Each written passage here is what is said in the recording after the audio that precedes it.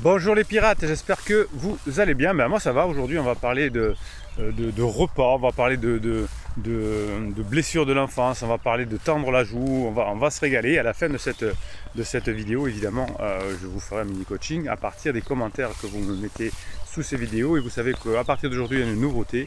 Les vidéos continuent à sortir à 7h45 le matin et à midi. Mais elles ne sortent plus en première, de façon que vous puissiez écrire, regarder quand même les vidéos à 7h45 et midi, c'est les points de rendez-vous des pirates. Mais vous allez écrire en commentaire, de façon que les pirates, parce qu'ils travaillent, parce qu'ils ne sont pas réveillés, parce qu'ils font la sieste, ne sont pas encore disponibles. Et puis comme il y a des pirates dans tous les pays du monde, parfois à 7h du matin, ils ne peuvent pas être là. Et donc l'effet de mettre vos discours inspirés et inspirants en commentaire, ils vont faire qu'ils vont rester toute la journée et que les pirates, quand ils vont pouvoir se connecter, vont pouvoir aussi vous répondre. Et donc le chat va continuer à partir des commentaires, donc ça c'est génial. Donc on oublie pour l'instant les premières, on verra, hein, on arrêtera peut-être un jour. Et on regarde les vidéos ensemble à 7h45 et à midi, mais on met les commentaires, car on pense aux petits copains qui ne veulent pas être là. À l'heure dite, ah ouais, c'est ça, on est généreux chez les pirates. Alors récupérer son conjoint, sauver son couple, récupérer son ex comme vous voulez. Eh bien, il y a une phrase que j'aime bien, c'est « Il faut tendre la main, mais il ne faut pas tendre la joue ». Hein, ça ressemble un peu à une vidéo que je vous avais fait et que l'on appelait ni hérisson ni paillasson. Et ça vous a marqué. C'est pas « je suis » en faisant un silence radio. Alors le silence radio qui effectivement on va pas envenimer les situations, on va arrêter de faire ces interdits, mais on va pas remplacer les interdits par un silence radio parce que finalement le silence radio est un autre interdit. On va remplacer les interdits par un contact moelleux quand votre conjoint est en phase d'alarme, c'est-à-dire que c'est au début de la crise, au début je t'aime plus, etc. Et donc là on va juste maintenir le contact et montrer que finalement il n'y a plus d'interdits. Et ensuite, à partir du moment où on va commencer à avoir un peu plus de up et un peu moins de down, et bien là on va pouvoir faire le badinage, l'humour, la sécurisation, etc. L'idée, c'est effectivement tout le temps de tendre la main, mais vous voyez, on tend la main, si la personne ne la prend pas, c'est pas grave, elle finira par la prendre à la fin de sa crise et elle verra que au moment de la fenêtre de regret, au moment des retrouvailles, là vous avez tout ça en formation. Les fenêtres de regret, retrouvailles, toutes les formations et les coachings, tant que j'y pense, c'est un descriptif de ces vidéos. Hein. Le coaching, c'est une heure de coaching, 15 jours de suivi, et vous avez même des formules où je vous offre des formations, c'est les plus avantageuses, ces formules-là. Eh bien, vous allez, grâce aux formations, grâce au coaching, avoir bien l'idée d'avoir ces fenêtres de retrouvailles, ces fenêtres de regret. Hein, il suffit d'aller sur les descriptifs de cette vidéo et vous avez les liens qui vous expliquent tout ça, coaching et formation. Donc l'idée c'est effectivement ni paillasson ni hérisson, je tends la main et quand la personne sera prête à l'entendre, eh bien elle saisira la main. Pourquoi le silence radio par exemple pourrait vous embêter? Je vous ai fait des témoignages de personnes la semaine dernière. Je vais vous en refaire des témoignages parce que vous adorez ça, hein, les témoignages de pirates. La personne disait, eh bien comme j'ai été en crise et que mon conjoint a fait un silence radio, je ne savais pas comment revenir et au début, alors je sais que c'est ce que disent certains malheureusement certains coachs, qu'au départ, quand la personne si vous faites un silence radio, quand la personne vous recontacte, vous rappelez pas tout de suite, ou vous êtes froid, vous montrez que vous n'êtes pas qui, enfin des bêtises comme ça, comme si la relation c'était de la domination-soumission, on n'est plus à l'âge des cavernes. Et donc la personne disait, j'essaie de rentrer en contact, j'ai pris des vents, donc j'ai cru que c'était mort, donc je me suis rapproché de pansements encore. Vous voyez, comme quoi des choses que l'on présente comme des bonnes idées ne peuvent pas l'être. En revanche, il y a une métaphore que je kiffe grave. Tous vos contacts avec vos conjoints quand ils sont en crise, quand ça va pas, quand on dit je t'aime plus, etc., ça doit être léger comme un bon repas. Et on va dire que un bon repas, hein, dans un 5 étoiles. Qu'est-ce qu'il y a dans un 5 étoiles? Eh bien, il y a des amuse-bouches. Et puis, il y a un apéro pendant l'amuse-bouche. On va dire l'apéro. Ensuite, il y a une entrée. Ensuite, il y a un plat de résistance, voire deux. Enfin, un plat de résistance. Ensuite, il y a un dessert. Et ensuite, il y a un café, quelque chose comme ça. Eh bien, vous devez construire chacune des interactions avec votre conjoint à partir de ces phases du repas. Donc je vous donne les phases du repas et vous allez comprendre, je vais vous expliquer. Simplement parce que vous allez dire, ça y est, j'ai mes points de repère. J'ai mes points de repère dans ma discussion. Alors évidemment, quand vous êtes en silence radio, vous ne pouvez pas faire ça. Et quand la personne est en down, hein, vous allez mettre la sourdine, parce que ça ne sert à rien de vouloir convaincre pour quelqu'un qui n'est pas convaincable pour le moment, évidemment. D'ailleurs, pour avoir des idées, hein, pour comprendre comment on peut avoir ces 4 plats, vous avez la formation express qui est sortie ce week-end sur la méthode D10, elle est géniale. Ça vous permet d'avoir 10 fois plus d'idées, 10 fois plus d'énergie, 10 fois plus de concentration. Cette méthode, elle est exceptionnelle. Vous l'avez en descriptif de cette vidéo aussi. Bien là, vous allez utiliser cette méthode D10 pour pouvoir faire chacune des interactions avec votre conjoint comme un repas. Alors évidemment, vous ne pouvez pas le faire si vous êtes par SMS, évidemment, hein, puisque si vous continuez à communiquer avec votre conjoint crise par SMS ou par WhatsApp, évidemment, hein, vous allez vous éloigner au fur et à mesure, puisque vous ne pourrez pas convaincre par SMS, et au contraire, il va y avoir l'effet inverse, c'est-à-dire que la plupart du temps, on se prend la tête par SMS parce que les conversations durent, je vous écris comme on est par SMS, bouche de jour ça va pas, ou je me suis pris un coup de pression par pansement, je vais vous dire vas-y, il faut qu'on parle, je te balance, de toute façon je voulais te dire que je t'avais jamais aimé. Et bien ça c'est tant pis pour vous, c'est parce que vous avez l'habitude de fonctionner par SMS.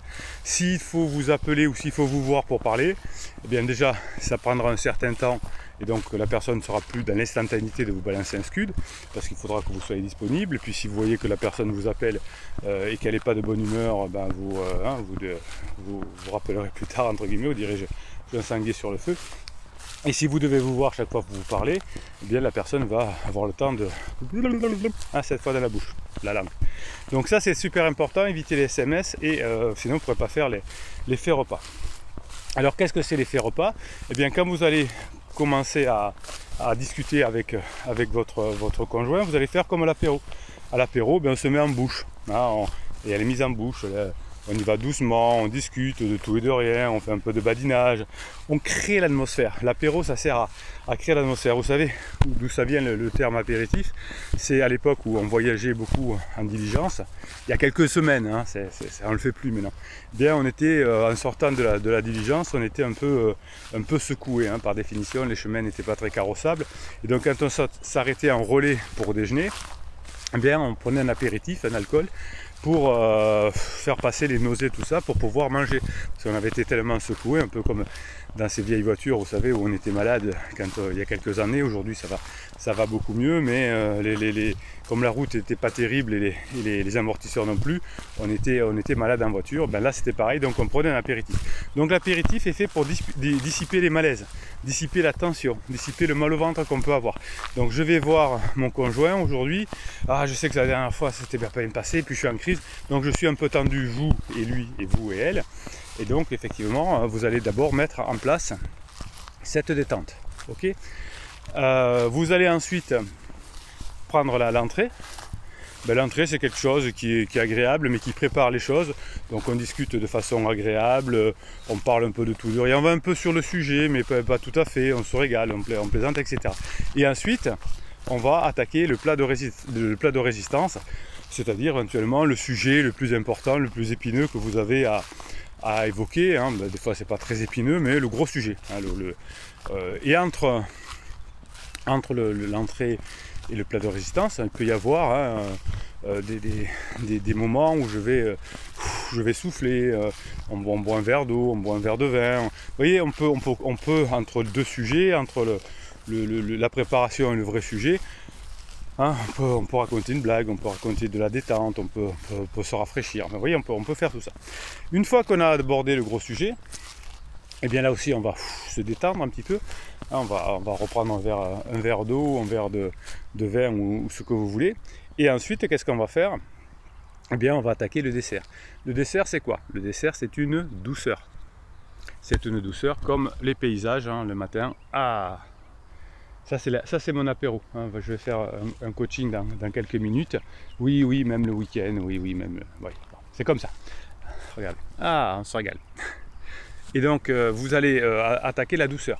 Donc il faut que votre repas se termine par une douceur. qu'est-ce que ça va être. Alors je ne sais pas ce que vous aimez, une crêpe, une fraise à la chantilly, un gâteau, un fruit, ce que vous voulez, mais il faut que la conversation finisse par se terminer par quelque chose de sympa. Et qu'est-ce que c'est quelque chose de sympa? Un chien qui se baigne. Voilà, 2 chiens qui se baignent. Ça peut être sympa aussi. Ah, les chiens comme ils sont contents. Ça, c'est le sourire qu'il vous faut avoir à la fin du repas avec votre conjoint. Bon, vous évitez de tirer la langue contre eux, comme eux. Ça se promène. Voilà, donc il faut que ça se termine par une douceur, toujours. Et ensuite, vous pouvez éventuellement prendre un café. Le café, c'est pour redonner un coup de boost, un coup d'énergie, pour passer l'après-midi bien. Donc il faut que vous terminiez par quelque chose d'ultra positif, quelque chose de rigolo, quelque chose qui met de l'énergie et qui va amener à passer un bon moment après l'entrevue. Parce que si, quand je pars de l'entrevue, si quand je raccroche au téléphone, je suis chafouin, je suis en inconfort, eh bien je vais, comment dirais-je, associer mon inconfort d'après la rencontre à la rencontre. Généralement, ça vient de là, hein, mais c'est pas sûr. Donc, quand vous allez taper dans l'inconscient de votre conjoint, je vous ferai une formation là sur comment taper dans l'inconscient de votre conjoint. Eh bien, il va rester quelque chose. Qu'est-ce qui va rester? Le résultat, le confort, l'inconfort. Donc, si vous faites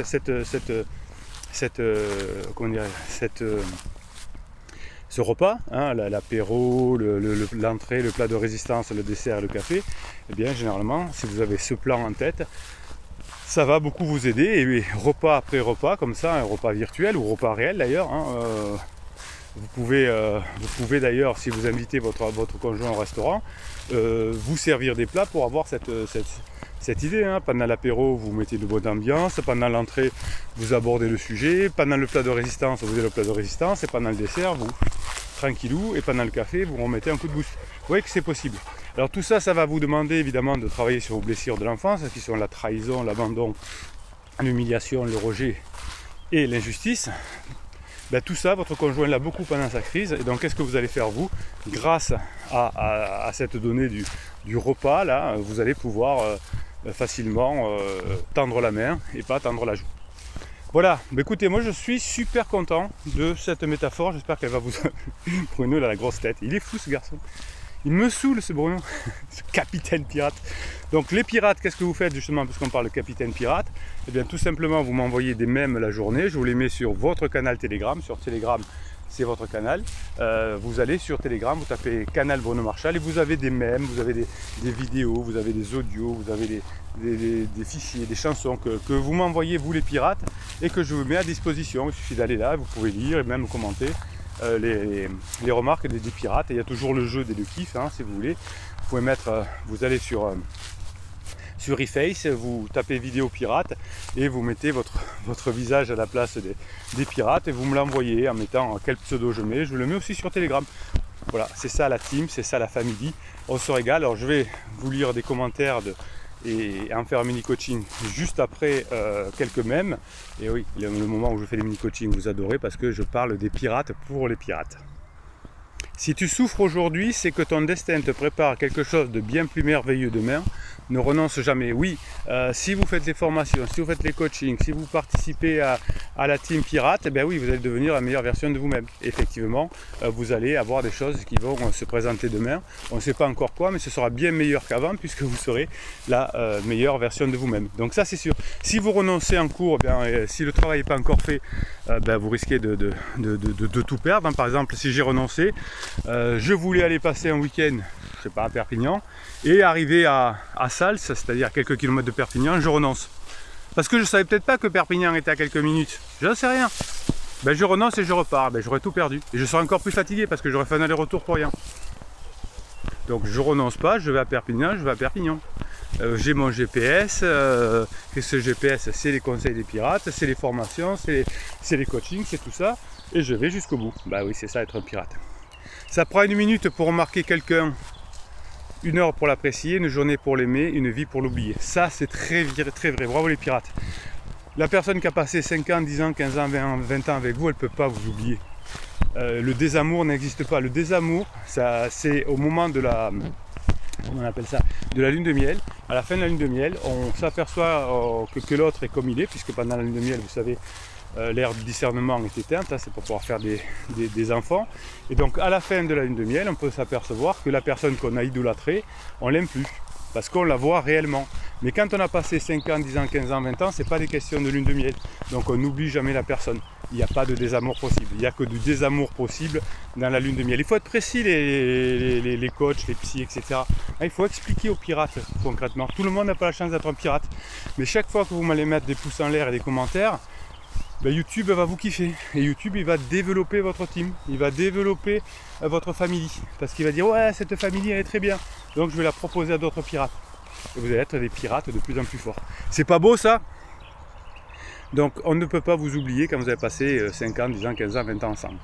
Fais ce qui te rend heureux, sois avec ceux qui te font sourire, ris autant que tu respires et aime aussi, longtemps tu vivras. Oui, ben effectivement, quand vous participez à 7h45 et à midi à la rencontre des pirates, où vous parlez dans les commentaires, eh bien ça rigole beaucoup, ça plaisante beaucoup, ça donne la bonne humeur pour la journée et ça redonne un coup de boost pour l'après-midi.